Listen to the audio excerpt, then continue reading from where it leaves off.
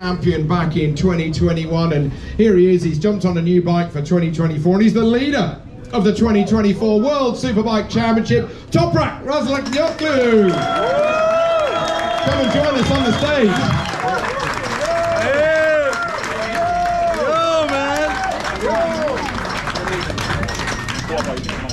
Don't sit on the mic. Don't have a crash immediately. Don't have a crash immediately. Good to see you. Sorry about the delay, but that's London traffic. I'm sorry because... Is it green? Should be a green. She's a runner, mate. Yeah, exactly. I'm sorry because now I'm learning London and I see everywhere on the way because the 21 mile I'm just driving 1 hour 35 minutes.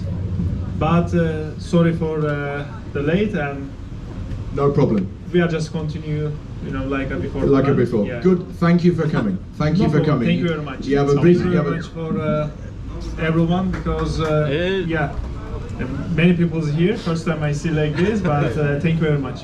No, it's great. I'm sorry also. It's great to have you here. If I could start with you, Toprak, just for a moment.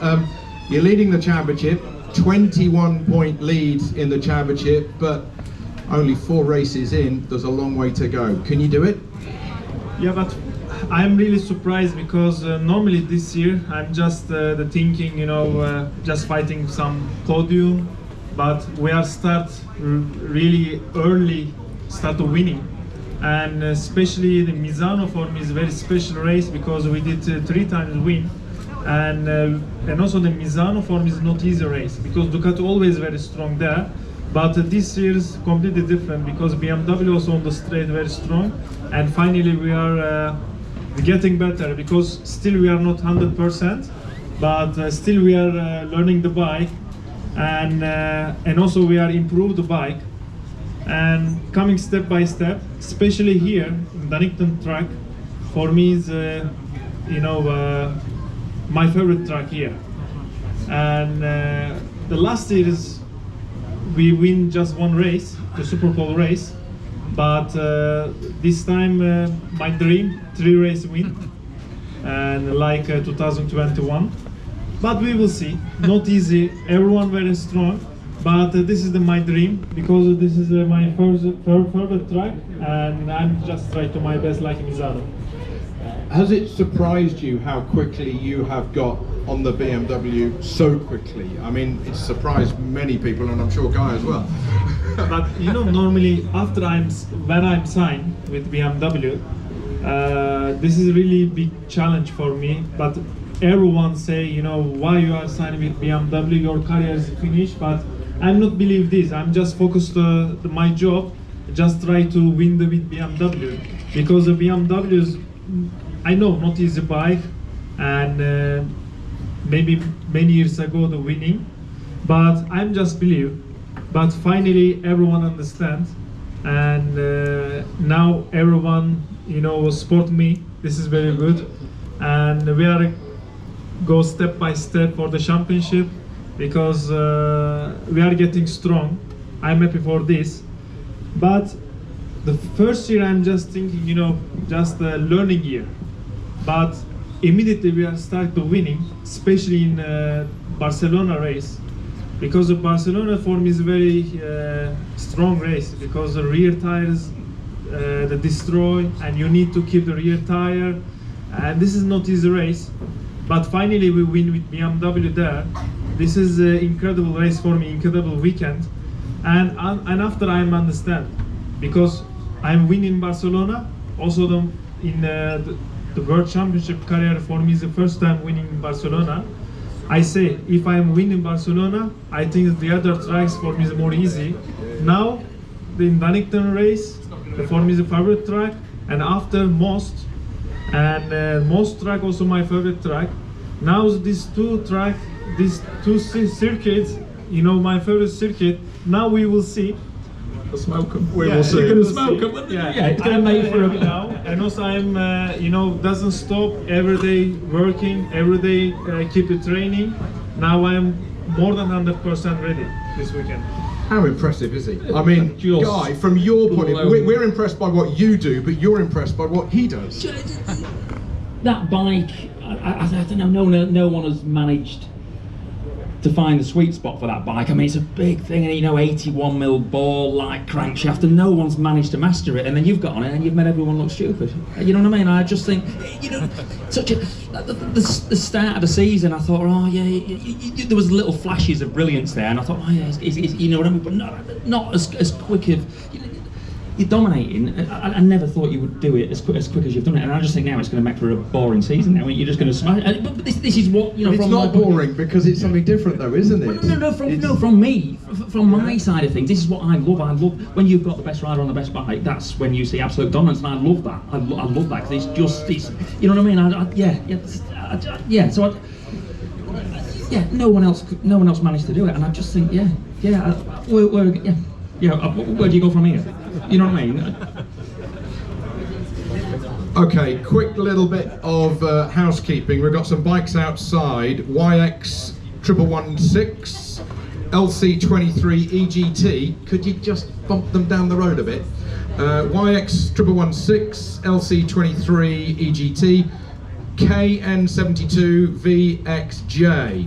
Could you just move them, because I think they're in front of a door. So if you could just move them, we'll still be here. It'll take you 2 minutes and it'll be all sorted. Sorry about that. No. In the meantime, we were just on that World Superbike, weren't we? Yeah. And what I'm sort of saying is I am enjoying your domination. I just you found the sweet spot with that bike, and I just think that's it now. That's it. It's going to make for a boring season. I think that's great. It's brilliant. Is it very different working with BMW compared with Yamaha? How is it completely different, or is it just a little bit different? Not really completely different, because we use same tire. You know, the feeling the bike very close to Yamaha. But the first when I'm riding the bike, I'm feeling very heavy, because all weight stay on the front. But the Yamaha is a little bit more light bike and more easy to turning. But the BMW a little bit heavy. But now getting better, because I changed immediately the bike setup, because I need my setup. I don't need to use the other riders' setup, because all riders have a different style. My style is completely different. I'm impossible riding like this bike. Many people riding like this. When I'm feeling bike front more up, this is my style. I'm feeling bike much better. On the brake, I'm feeling more strong, and turning especially feeling better. Normally this bike better turning, but for my style bike was not turning. When I'm riding this bike better turning, better stopping, the bike working. And also I understand to everything on the brake. And also I need to say this, I have also some option for this year and for the next year normally. Why I am signed with BMW? If I go to Ducati, maybe many races I'm winning easy, because Ducati everyone know Ducati is the best bike. And if I go to Ducati, I'm easy winning every race. If I go to the Kawasaki, because we are speaking with Kawasaki, 6-time world champion Kawasaki. If I am win with the Kawasaki, not special, you know. We are thinking BMW never win. You know, BMW never win before. If we are win with BMW, and you know, I am looks like a legend with BMW. We are thinking this. For me, is not easy to say to for the BMW, but the Canon helping a little bit, because we are always talking with Canon. You know, he's asked me, what do you think? I say, you know, looks is good, but I'm not sure we are win or not. He say, looks like a bike is okay, just need a good rider. Just he say this, and I say to him, you believe me? He say, yes, I believe you. And after we are signed with BMW, now we are understand that this is, you know, we are getting better, and this is for me really special, because everyone understands in the superbike, you know, which rider is very strong. I'm not saying which rider is best, because I don't like to say like this. No, I don't like that. And you know, I'm just focused on my job. I am working more than before, sorry. And because for me this one is a new challenge, I need to show something, because many people, many team, many my friends talking a lot when I'm signed with BMW. Now everyone start to believe, but season is not finished. When we are world champion with BMW, and after I'm starting the talking, you know. Good lads. Yeah. Love Positive it, mate. thoughts, eh? Love the confidence. Love Yeah. it, mate. That's amazing. Harder to tune the rider's brain than the motorcycle, and he's got the right attitude. That's the main thing. But you've got the knowledge and the sense to know. It was a couple of mates of mine, they welded your fuel tank up and they said, no, that's the jack the fuel tank up. And then a couple of lads in Immingham painted the tank for you, spray paint.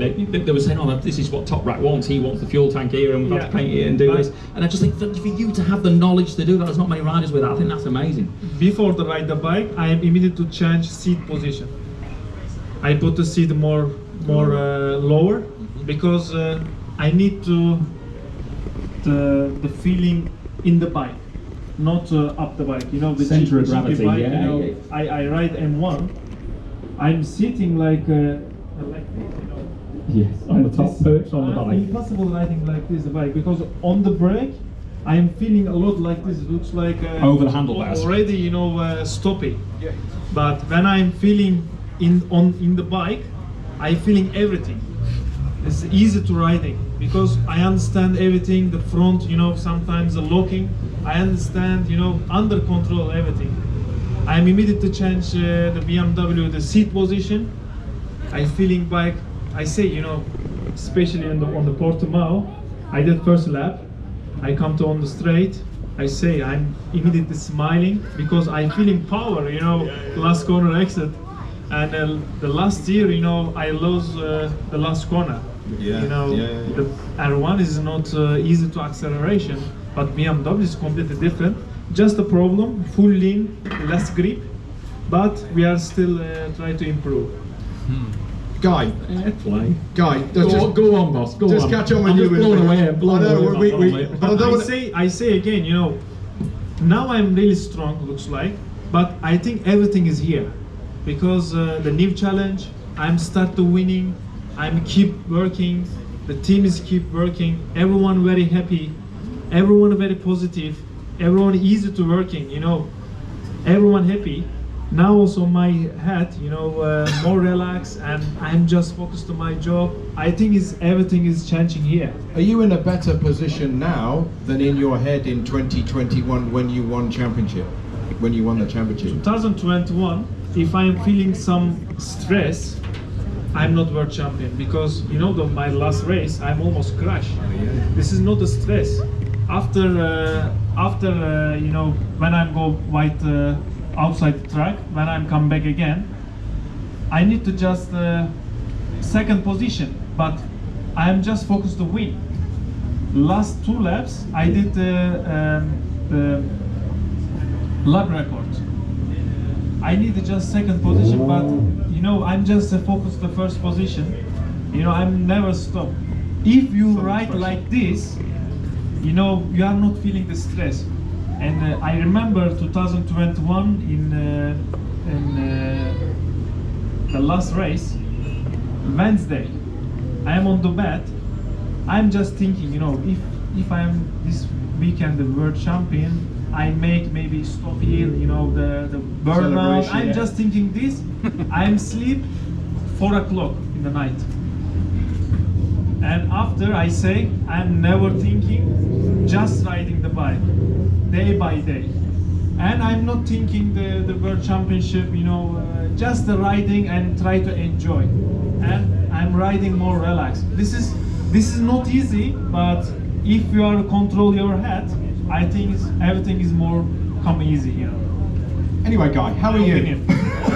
Holy shit. Amazing. Something special. Just whatever's in front of you, but no long-term plan of becoming world champion. Just right, the race. Let's win the race. What's next? What's And next? also, I'm That's always just- looking race by race this championship, not looking the last race. Yeah. I'm just looking the race by race. Okay, now Donington race. Mhm. I'm just focused this. After most, you know, for me is important. When you are thinking race by race, I think less stress. But then mere That's mortals. some momentum there. How do you stop that momentum? When you, Everyone it's else positive. But likewise, from your perspective, when you rode TT, 37.73 miles around the Isle of Man, it's how did you approach that? This is a risky thing to do, but you are happier in your own skin to ride at that speed. Yeah, but there every corner risky. But it's the same but different. We say in English, it's the same but different. It's in here. How did you approach it? Well, man alive. It all changed from year to year, but it was never like the pressure. I didn't deal with the pressure. So, like your team boss now, Sean Muir, was my team boss, and I'll never forget the time. I think it was 2007. He tapped me on the shoulder. You also working with Phil Marron. Phil Marron, I did. Yeah, same sort of voice. And Sean, I'll never forget it. Then I thought that really put pressure on me. 2007, I think it was the 100th year of the TT. I finished second in the first race to McGuinness, and I think the second Superbike race.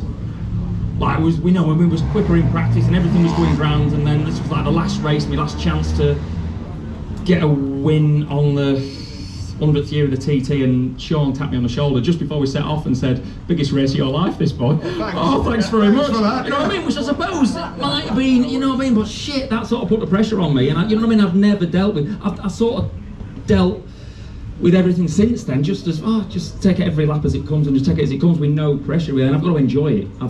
And I've sort of, I dealt with racing in a very different way to actually, for me, like for you, it's all about the winning, but for me, it took for me to stop to realise that it wasn't about the winning for me. It was about getting the best out of the bike, and I got the job satisfaction out of that, and if that ended up in a win, that was great, but it didn't sometimes, you know what I mean? Yes. I have a question. Go on. With the wet condition, what you feeling? You're riding on the road, not a circuit. It's more dangerous, Yeah, it is. Oh, bloody hell! But like the TT, that you wouldn't race on the TT in the wet. But we go to the likes of the Southern 100, Ulster Grand Prix. You race around there in the wet, and you just ride what's in front of you. You know what I mean? Sometimes you've got streams going across the road, and the front goes, and I never got a good feeling out of the wet front tire. If I'm riding there, I'm always thinking, the water, some area, what's the name? Stream or a puddles or. Yeah, and then where I race in Ireland, there's cow shit on the roads. Pig shit, you know what I mean? There's just, you've got to deal with all of that, but then that's what I love, and that's what I love the danger, I love the risk. I love all of that, and I still do bits, I still race a classic bike a bit, you know what I mean? But yeah, around the TT, like you were saying, around the TT, how do I deal with it? It's just... We're all different. We are from year to year, Right, we're going to have some competitions throughout this talk, and the opportunity for you to win some prizes with Dainese. Just think about the answer, because I didn't get a chance to ask you before. How many bikes have you raced with brands? How many brands have you ridden? And how many brands have you ridden? What have you ridden with? BMW, with Yamaha, with... So just have that number in your head. Have you got the number? Sort of world level. You did, you started off on the little bikes when they were all the same colour. On the little bikes when they're all the same colour. So, have you got a number? Give me a minute. Give it and then we're going to ask the question of how many. I am lucky. My age 27. Easy for me. Easy for you, right? Okay, you've got that. How many brands of motorbike has Toprak ridden at a world level or an international level? Okay, fire them at me. But when I was young, riding the maybe same brand, this is okay or? Yeah. Just have a number in your head, okay? You've got your number because you rode that one, and I know you rode that one, and then you've ridden that one around the TT. Don't put your fingers out because I want to go to see it. Okay, right. How many brands has Guy Martin ridden around the TT, the road racing, done some circuits as well? How many? 7. Is that right? No. 5. So you're still counting? Come on. I think I got to 7. You got to 7. But then I thought I have raced with BSA around the Sub 100, which was an international road race. Did I race it on the so that's an TT? 8. That's an 8. Yeah, That's an 8. just thinking that. And then a Martech, I raced that All right, at that's 9. You're giving game away here. Yeah. Shit, yeah. We might have to fudge this for another question. How many brands has Toprak been riding? 5. 5. 4. 3 over there. 3. Has anybody said the right number? 4. Oh, you're still counting. Is it more? Is it 6? No. Somebody said it over there? 6. 6 over there. 6 over there. Well done, you won yourself a cap. We'll come back to Guy later on. That's a lot of motorbikes, that, you know. Yeah. Bloody hell. Yeah, and we haven't got to Bonneville yet. Holy shit, yeah. Oh God, yeah. Now we got to Bonneville. I think we've touched on which is more dangerous between what Toprak thinks about if you had to ride the TT, your mind would be in a different place. But my dream one day ride there, but not race, just a ride. Just a ride. Yeah. Experience. Yeah, exactly. Why not? You have a good tutor. All for that, yeah. You have a good tutor. Yeah, and that is an amazing place. But then you think Pikes Peak, stuff like that. Holy moly, Bonneville Salt Flats, just yeah. If there's a track with the scenery and everything around it, and then there's ice on the track, your Pikes Peak. Yeah. You know, Guy's done Pikes Peak, which I'd forgotten about. I helped you with that programme because I put you in the racing car at Shelsley, didn't I? Yes, you did. Bloody hell. Yeah. I've forgotten about that. Then. Yeah, you did. Yeah, I've driven that chassis and I did well. You went to Bonneville. You went to Bonneville with a streamliner, and it had 2.2 litre triple engines, twin turbo. On methanol. Yes, it was. So it had how much horsepower? Yeah, about 800 horsepower. Yeah. Hell of a thing. There was actually say 2.2, but there was sleeved down to keep it within the rules. Was all sleeved down to 1500. So it was 3 litre together combined. Yeah. But an amazing thing with so much knowledge behind the build to actually achieve bugger all, really. You know what I mean? I've been faster on the bike that I built in my shed. You know, between me and Jack Frost, we built this bike, and I'm trying to do 300 mile an hour that way. When I've got to 282 mile an hour. You've done 282. Unofficially, officially I've done 276. Officially I've done 276. Unofficially I've done 282 on this bike that I built in my shed. And I think with the bike that Triumph built, that we went to Bonneville. Yeah, but this. But it's all to the Triumph. I think we did 260. I think something like that. And there was so much knowledge and money that had gone behind that, and then they've just packed it up now, which I think is a bit of a shame. It had so much potential. Did you feel the ghosts of Bonneville? Was that something that excited you, going there to do a land speed record on 2 wheels? No, I didn't. No, because I've watched all of the World's Fastest Indian and all that sort of stuff, and it was but I had my mechanic's head. Just went through everything, just with a pragmatic approach. In that situation, right, we've got this issue, let's sort that out, let's get through all of these issues, and when we've got through all of these issues, hopefully we'll achieve the goal of 400 mile an hour. But yeah, trying to get the right conditions, with the right salt thickness, with the right weather, with the right timing, just to get all of these things lined up to get a proper attempt. Hands to the gods. It never lined up. It never lined up, and that's why I'm doing my own thing now, just on wherever I can get on a runway, trying to achieve 300 mile an hour, which is a bit more of a realistic. But it's not really. Elvington or somewhere. Elvington, Cottesmore, you've been to Elvington. What did you do on a tractor? 135 mile an hour on a tractor? Yeah, I did. That was the average speed of the 2 runs, and I actually did 150 mile an hour. Yeah, he did the wall of death, 78 miles an hour around a wall of death. I did. So I did 85 mile an hour on a soapbox. I hope you had your Dainese leathers for that. I bloody did. That got a bit messy, that did, I can tell you. I put that on its roof. And 83 miles an hour on a sled. Yes, I did. In Andorra or the Pyrenees or somewhere. Andorra, it was, yeah. You did a bit of crashing there. I'm quite good at crashing. I do crash a few things over, yeah. But all of these things, for me, it's all about the learning. What can we do? What can we learn? What can we learn? How do we go faster? Not the doing. It's the engineering to get there. Is that what excites you? The doing's nice and it's great, but really for me the biggest buzz is the building, the fanning about in a shed, the welding up, the machining, the turning, all of the bits and bobs, right? Yeah. And then somebody saying, have you thought about that? Is that the best thing that you like to hear? Why don't we? Is that something you like to hear? I love her in my shed now, and I'll get someone that's never seen my bike, my 300 mile an hour. What do you think today? Someone that knows what they're talking about but doesn't really know the project, they'll just look